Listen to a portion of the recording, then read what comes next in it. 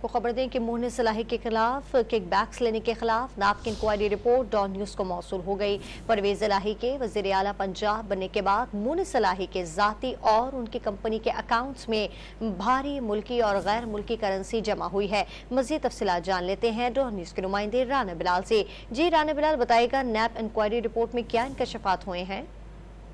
جی دیکھیں، نیب نے مونس صلاحی کے بینک کا مکمل ریکارڈ جو ہے وہ حاصل کیا ہے، جس کی ایک رپورٹ ڈان نیوز نے حاصل کی ہے، جس میں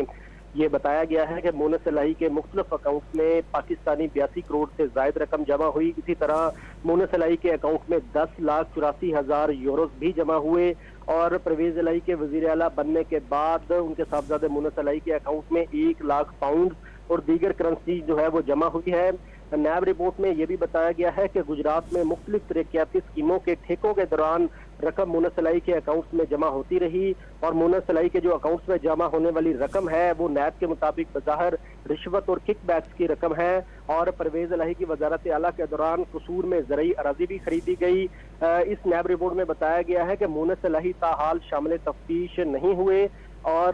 پرویز الہی کی جو بہو ہے زہرا الہی، انہوں نے گجرات میں 153 ملین روپے سے 748 کنال اراضی جو ہے وہ خریدی ہے۔ یہ تمام رقم جو مونس صلاحی کے اکاؤنٹ میں پاکستانی روپوں میں، یوروز اور پاؤنڈز میں جمع ہوئی ہے، نیب کا یہ کہنا ہے کہ یہ اماؤنٹ جو ہے وہ وزیر اعلیٰ پرویز الہی کے وزیر اعلیٰ بننے کے بعد جمع ہوئی ہے، اور